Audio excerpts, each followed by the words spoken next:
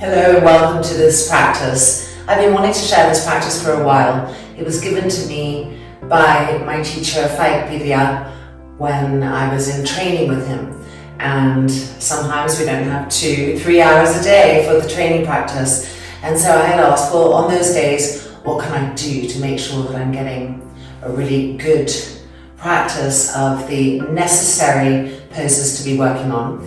And this is what I'm going to share today.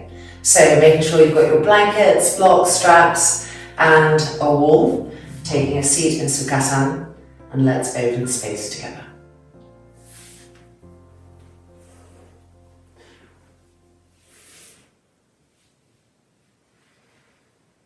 Relax the ankles, relax the thighs, relax the shoulders. The facial features softening.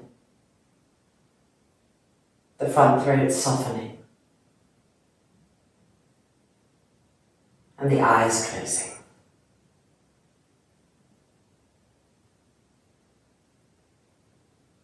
Be with the rhythm of the breath. And keep letting the exhale relax that which needs to be relaxed.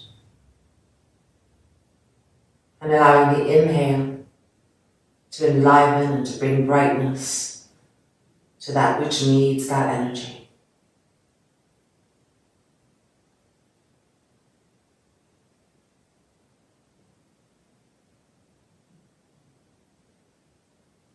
And then lifting the hands, folding the palms together. And opening with one more. Inhale.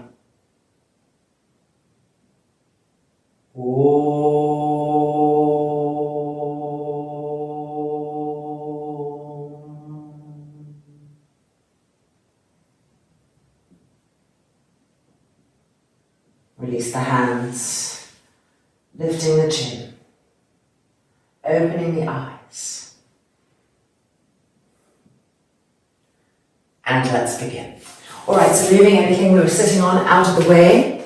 Our first asana is going to be Adho Mukha Svanasanas with our hands against the wall. So thumb and index finger to the wall, inner elbows, the eyes of the elbows facing the wall, which means we have to roll the arms open, getting that shoulder opening and broadness. Coming in, placing our hands, looking at the eyes of the elbows, rotating the arms accordingly, widening the knees apart, turning the toes under, and finding Adho Mukha Svanasanas. Keep an eye on the inner elbows as you enter the pose before dropping the head down. And then straightening the legs, walking the feet back a little bit, so we have a nice distance between the hands, between the feet. Lifting the heels up higher so that the feet are vertical to the floor. And with an exhale, pushing down the length of both of your arms, feeling the thumb and index finger of each hand connect with the wall, pushing into the wall, and the weight of the pose moving back away from the wall. So pushing down the arms into the hands so that we can move the weight of the pose back.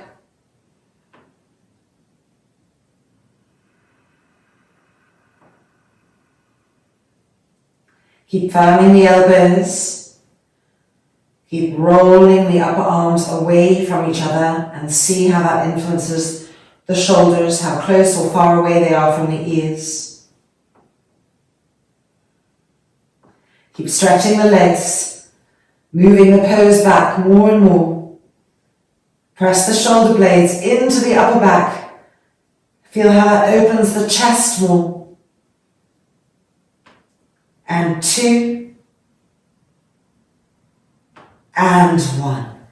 Exhale, releasing, bending the knees, and coming down. Taking a block, quick little Marichyasana III. So the block, arms distance away from the wall. And opening the spine a little bit between our poses. Left leg diagonalized. Finding the wall. Inhale the left arm up, and exhale, reach across, Marichyasana III. Make sure both sit bones are pressing down into the block, And as you press down from there, lift the front spine, bring length. Try to move the head back, the trunk back, so the front body opens more. Twisting from the belly button. Rolling the front of that right shoulder back, twisting more. And 3, and 2, and 1. Unwinding, changing sides. Making sure this leg is diagonalized, it's not rolling open, it's firm. Finding the wall. And then reaching up with the right arm, lift. And exhale, reaching across. Marichyasana III. Keep pressing that right heel down, firming the right thigh. Walking the left hand back as much as possible. Check that both sit bones are feeling the block. And as they press down, inhale and ascend the front spine. From the pubic bone to the belly button to the sternum. Head back a little bit so the chest can open more. Now turn and twist. Get those back ribs to twist with you. And 3, and 2, and 1. Coming back to the front and releasing. Block to the side. Adho Mukha Svanasanas, with our heels lifted and the backs of the heels pressing against the wall. So placing the hands, spreading the palms, spreading the fingers, moving the feet back, and then exhaling, backs of the heels, not underneath, backs of the heels pressing to the wall. Walk the hands a little bit forward so we get some distance here. Keep the fingers spread, eyes of the elbows facing forward. Adho Mukha Svanasanas, heels against the wall. Lift your toes up and broaden the balls of the feet. Now look at your front ankles and push them back into the heels. Now look at your shins and push them back towards the wall. Now chin to the throat so you can see your front thighs. Divide your front thighs into 3. The lower third, the middle part, the upper third. Lowest third, closest to the knee. Push it back. And now the middle third. Iron it to the thigh bone. And now the upper third, the hardest part to reach. Push it back and up to the sky. Feel the sit bones lift with that action. Stretch the arms, stretch the legs. Heels pressing to the wall. And 3. And 2. And 1, and coming down, and knees to the mat, and releasing. All right, time for a little handstand now, arm balance. So we're going to take a strap and make a little loop, and put that strap just above the elbows for a little extra lift. Really helps us to feel the anti-gravitational lift through the containment of the arms. Coming in. Now, if it's too hard to kick up, just turn around and walk your feet up the wall and practice the strength of the arms that way. Now, the closer we come to the wall, the harder it is because it requires more alignment, less kind of overcurving in the lumbar. So if you're also finding that tricky, move your hands away and try coming in that way. And with time, bringing the hands in. Straightening the legs. Starting with the left leg. This lifted leg is really important. As we hop, we don't want it to do this. Swinging up and down. The lifting needs to come from the hopping leg, the right leg. So lift that left leg, roll it in like a Faeq Biria 3 and keep it lifted. And now let's hop with the right leg. Hopping. And 2. And on the third one, if you can, relift the left leg, come all the way up. And 3. Finding the wall, line the inner big toes up towards each other. And then if you can, the inner heels. Push through the balls of the feet. Feel the heels on the wall. Press the heels to the wall. And now climb the heels up higher on the wall. Getting taller and longer everywhere. Press down to the heels of the hands to get up taller. And 3. And 2, and 1, done. Keeping the left heel where it is, slowly lowering the right leg, and then coming all the way down and releasing. Quick little Uttanasana. Shake the neck and head out. Broaden the shoulders. And coming down. Alright, we're now going to come up, hopping with the left leg, the right leg will be lifted. So if you weren't feeling support of the straps, make a little bit of a smaller loop, adjusting till you get that sweet spot that's just perfect for you. Placing the hands in, spread the palms, spread the fingers widely, and straighten the legs. And now the right leg is lifting, roll it in, lift it, push through the ball of the feet, and we're hopping with the left. Keep that right leg lifted. And 3, and 2, and 1, all the way up. Line the inner big toes up, spread the toes, don't shorten the back of the heel. Firm the knees. Now let the heels find the wall. Press into them. And then climb the heels up higher and higher. How can you get them up higher? Feeling the wall as you inch up. Look at your hands. Make sure you haven't contracted your fingers together. Broaden them. Press down to the hand to get up taller and taller. And 5, 4, firm the knees. 3, and 2, and 1, keep the right heel where it is, slowly lowering the left leg until the leg comes away from the wall, coming down, strap off, and a nice little Uttanasana, releasing the neck and the head completely.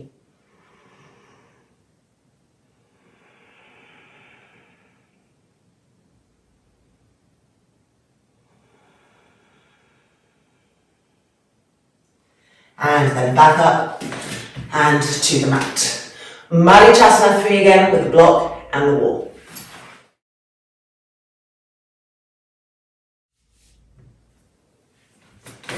Taking our seat, making sure this foot is facing forward, turning, finding the wall.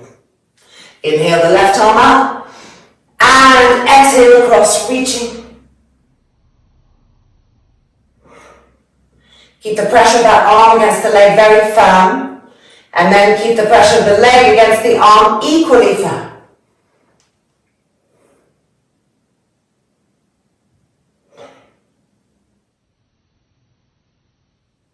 And 1. Back to the middle, changing sides.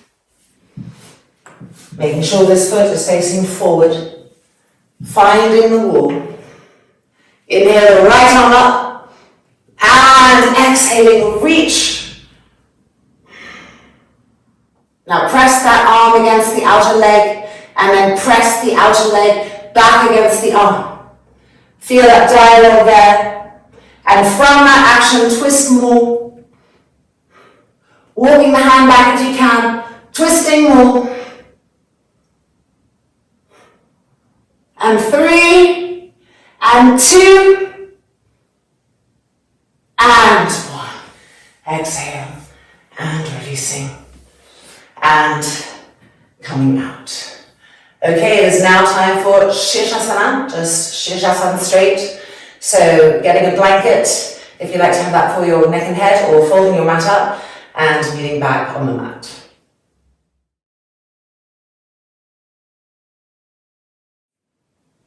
Okay, let's start with the arms. So extending the arms, turning the arms so the palms face up, shoulders down, bending the elbows, finding our shoulders and drawing the outer elbows in towards each other, feeling that action. And then placing the elbow tips on the mat, don't widen them apart. Forearms down, interlock the fingers, and press the tips of the thumbs against each other. Crown of the head to the floor. So often going back a little bit further back on the crown of the head than you think.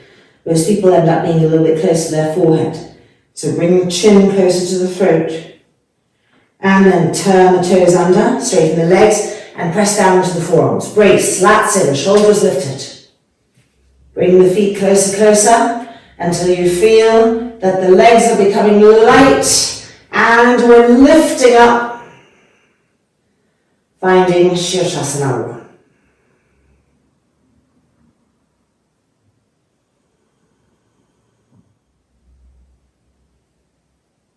Make sure the inner big toes are touching. And if you can, the inner heels, but if that's not available, just make sure the inner big toes are touching as a reference. Keep pressing down into the forearms, lifting the shoulders up, and renewing those actions. The part of your attention has to stay there continually in this pose. Because the moment we move our mind away from it, the shoulders will drop, and then it can become too intense on the neck. So press the forearms down, lift the shoulders up. Press the forearms down, lift the shoulders up.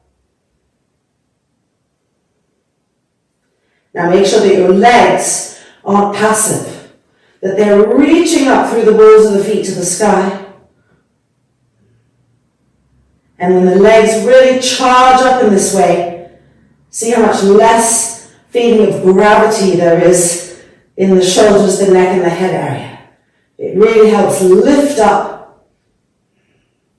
Adding that to the forearms pressing down and the shoulders lifting up, the legs charging up, and all of a sudden there's new lightness.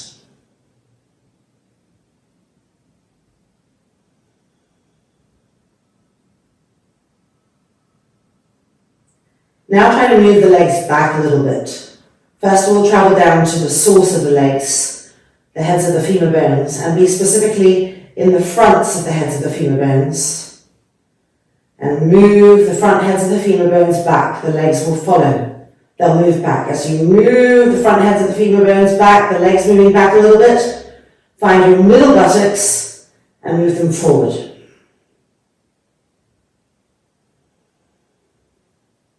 Keep pressing the forearms down, lifting the shoulders up. We're almost done.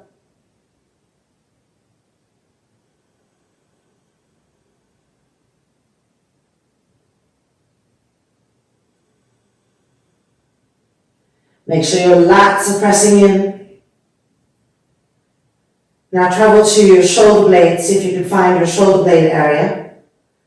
And specifically the ribs underneath the shoulder blade area.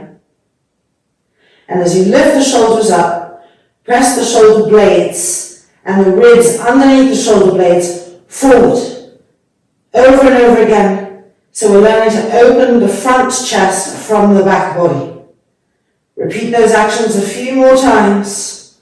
Keep the legs charged, the front thighs ironing to the bone, the middle buttock forward. Being with all of that. And 5, and 4, and 3, and 2, and 1. Preparing to come down, lifting the shoulders.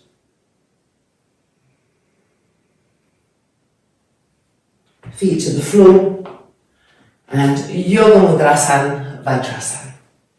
Palms facing each other, so that we can really roll the upper arms away from each other, ensuring broadness in the shoulders and freedom in the neck and head.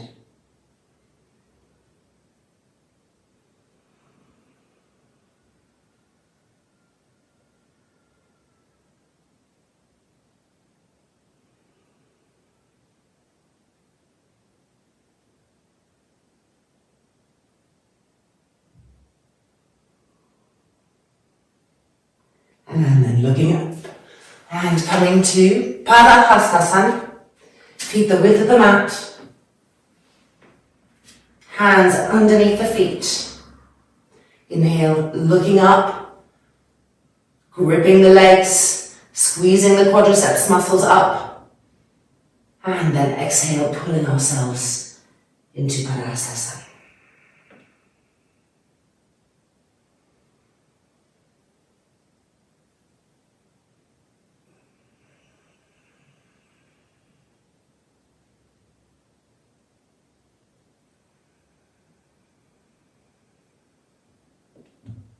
And then releasing and back down to the mat. All right, it's now time for Sarvangasana and Halasana cycle. So 5 blankets, a strap, and let's see, you could use 2 bolsters instead of 5 blankets. And if you know that Halasana is a little challenging for you, then you might want to have a chair behind you so that you can bring your feet to be on the chair in the Adho Halasana. Meeting back on the mat.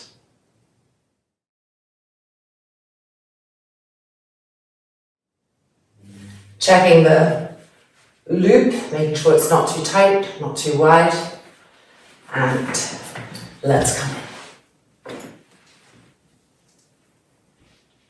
3 fingers away from the edge of the blanket. Make sure your strap is there, easily reachable, and rolling over. Shoulders rolling back.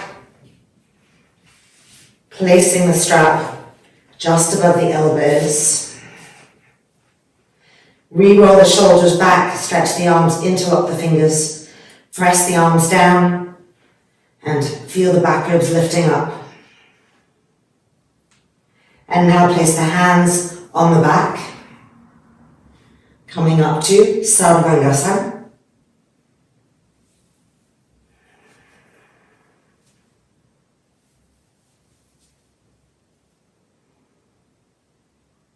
Look at your feet, make sure the inner big toes are connecting. And then if possible, the inner heels. Look at your toes, have space between all of the toes. Firm your knees. And charge the legs up to the sky.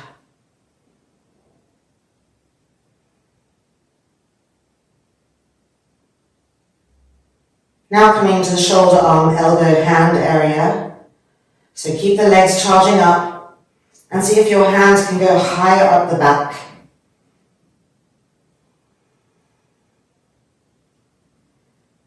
Feel the root of the hand, so the wrist and then the heel of the palm pressing firmly. Pressing the back ribs in and up, in and up. And the upper arms and the elbows pressing down to help us get more and more lift upwards.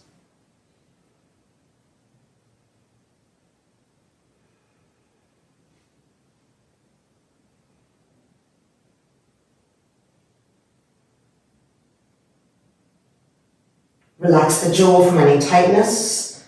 Relax the front throat so that it's soft and you're not pushing into the back of the head. Keep charging the legs up, trying to get the hands higher and higher up. That constant reachingness to the sky. Now look at your legs and make sure that they are not coming forward so the feet are over the head. We want to try to move the legs back just like we did in our Sirsasana. So we travel to the root of the legs, particularly the front thighs right at the top. You can see them. And we want to move that part of the thigh back. The legs will follow and push the middle buttock forward and recharge up. And again, move the front thigh back, middle buttocks forward, re-lengthen the legs, get the hands higher, reach, full activation, and 5, and 4, and 3, and 2, and 1. With control, lowering the legs back down behind us.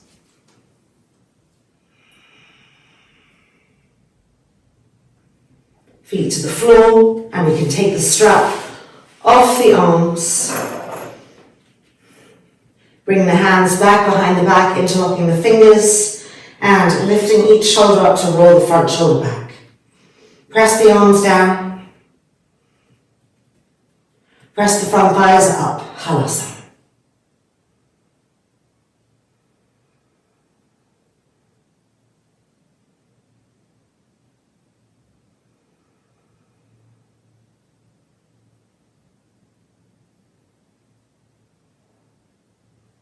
Keep the face completely passive and try to regulate the breath.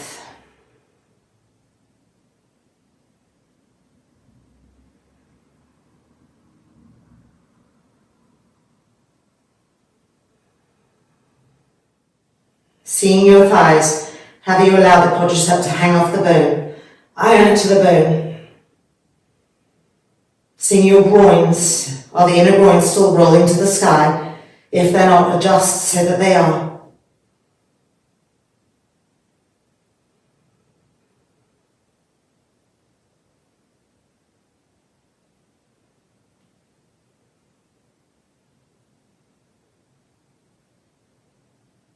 Now we're going to change the interlock of the fingers behind the back. So change the interlock and lift each shoulder up again and roll it back and charge the arms back. Press the arms down and straighten the legs.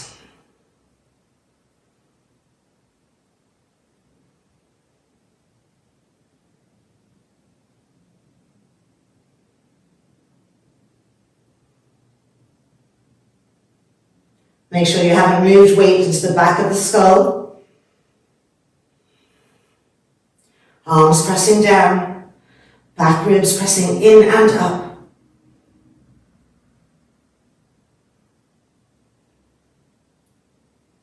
Femurs being drawn into the hip sockets.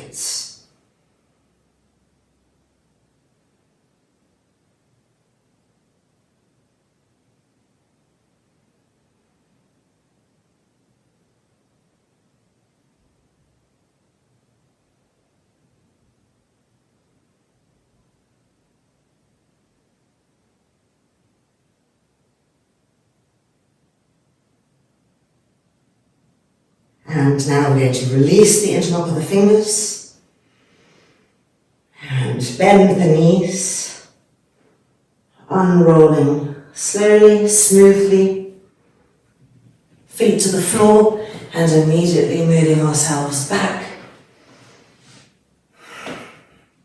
Resting the inner knees against each other and resting here.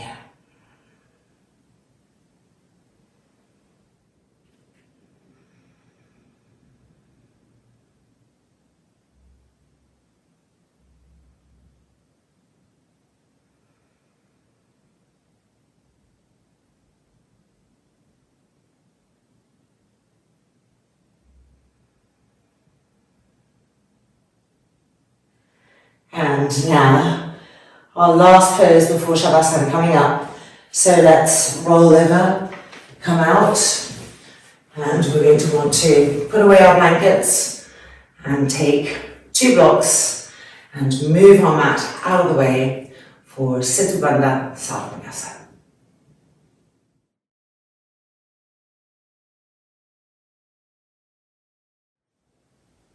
One block on the wall. At a lower height, this is for our heels.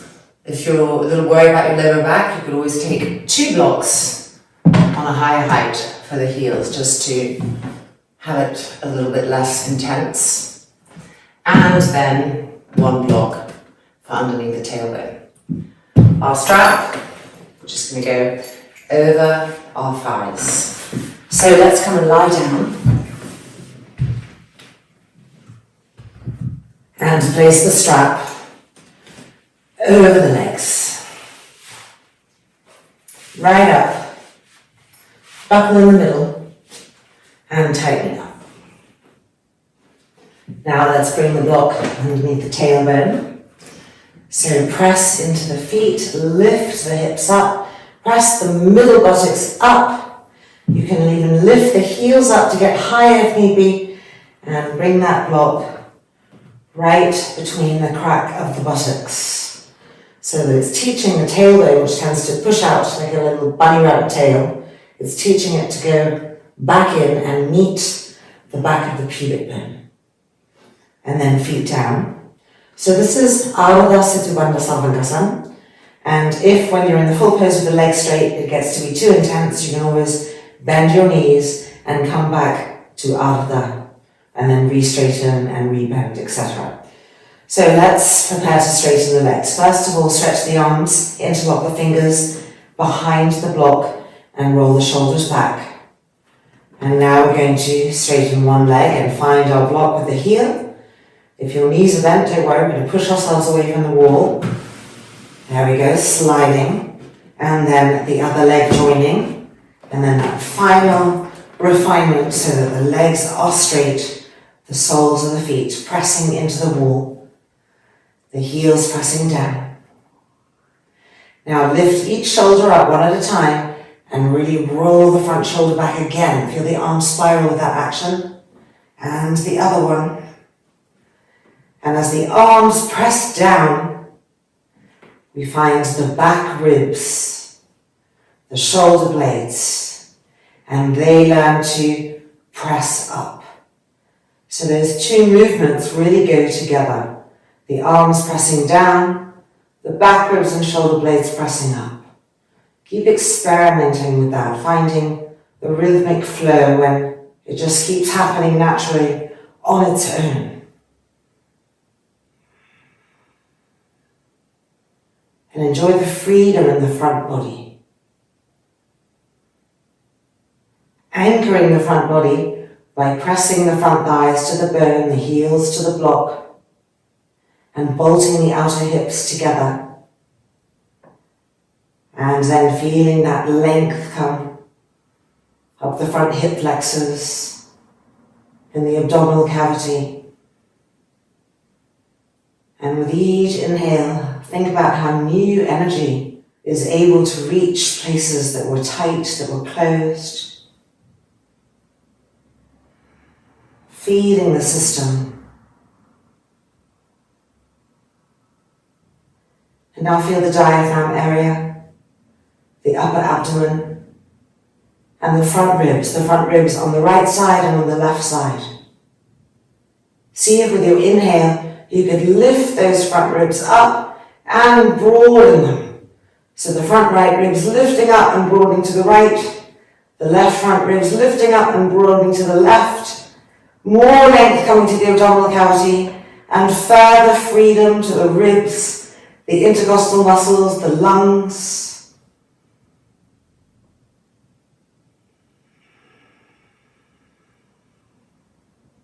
Let's change the interlock of the fingers behind the block. Re-prepare the shoulders. And then press the arms down, activate, and lift the back ribs up.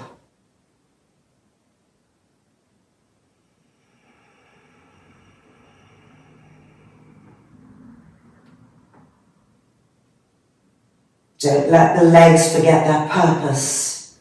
Don't let the quadriceps start to become bulky and move away from the bones. Iron them down to the bones and feel how that translates out through the legs to the heels, creating more density there, more anchoringness. Now bolt your outer hips towards each other. So there's a squeezing of the outer hips towards each other. And push the tailbone up. See how the middle buttocks follow. Tailbone up, middle buttocks following. Now re-roll the shoulders back. And again, try to get that imprint of the back body pressing up to open the front body. Feel even more spaciousness between each of the ribs, in the lungs.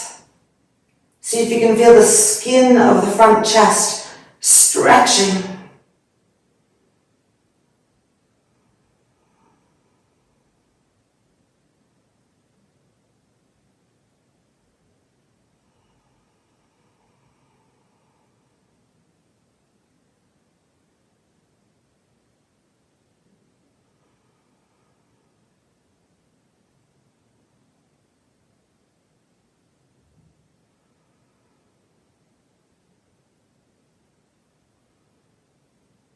And we're going to prepare to bend the legs. So one leg at a time, feet to the floor.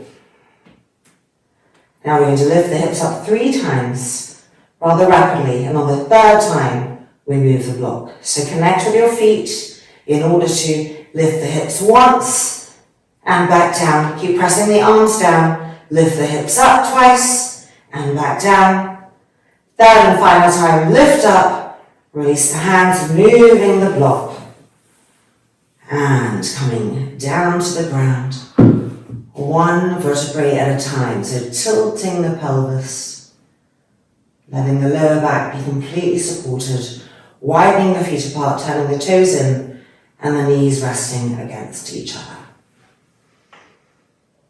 Long, soft, smooth inhalation and exhalation. Relax the abdomen and keep inviting the arch of the lumbar to rest on the ground, to not lift up in any way.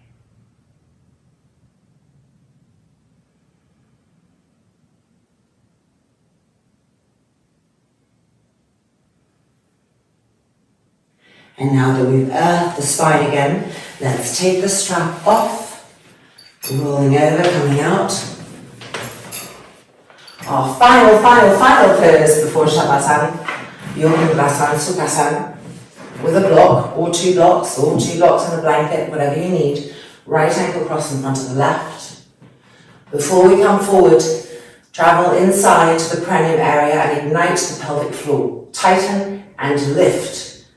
Put your hand on the pubic bone. Again, tighten the pelvic floor, lift and feel the pubic bone lift.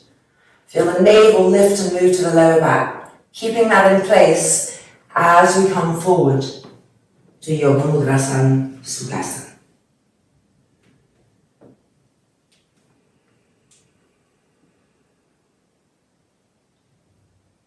Reignite the lifting of the pelvic floor, the pubic bone, the belly button lifting. See how well supported the lower back feels as we extend the trunk forward when we do this.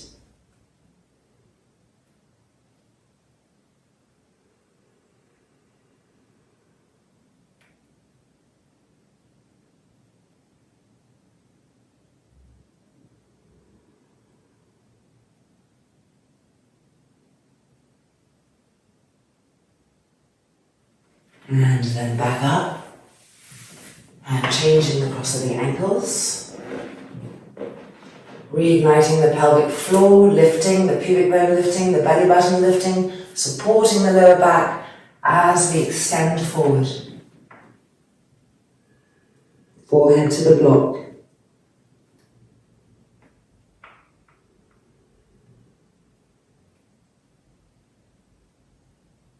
The skin of the forehead gently moving towards the nose, not up towards the hairline, but towards the nose. The brain pacifying. Keep igniting the pelvic floor actions.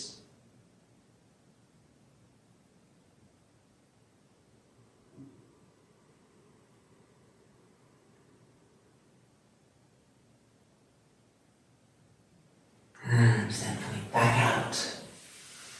And it is finally time for Shavasana. So you may wish to put your mat back out for more comfort. I'm fine on this floor.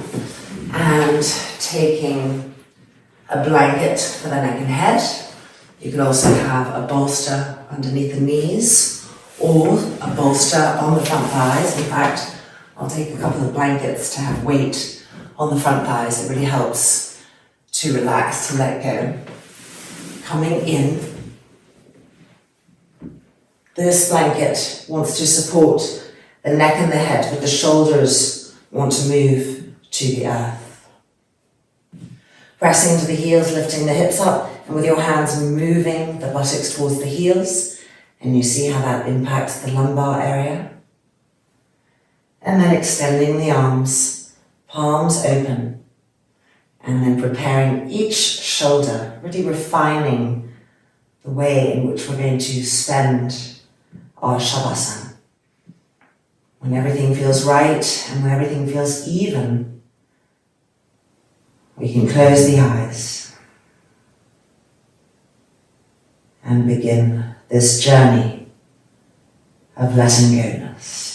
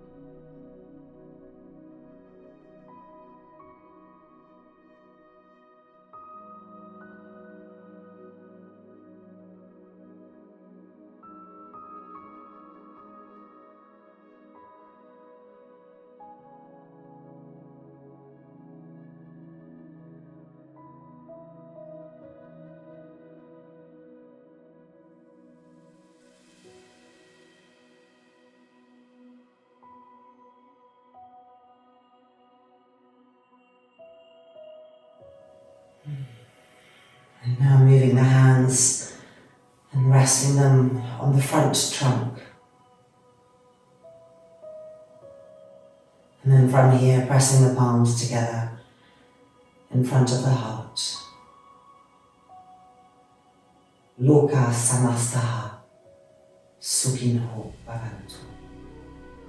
Om Shanti, Shanti, Shanti. May the universe know love. May the universe know peace.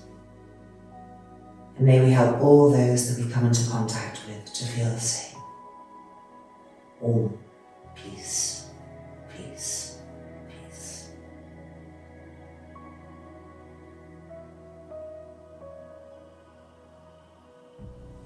And when you feel ready, making our way into the fetal position on the right hand side.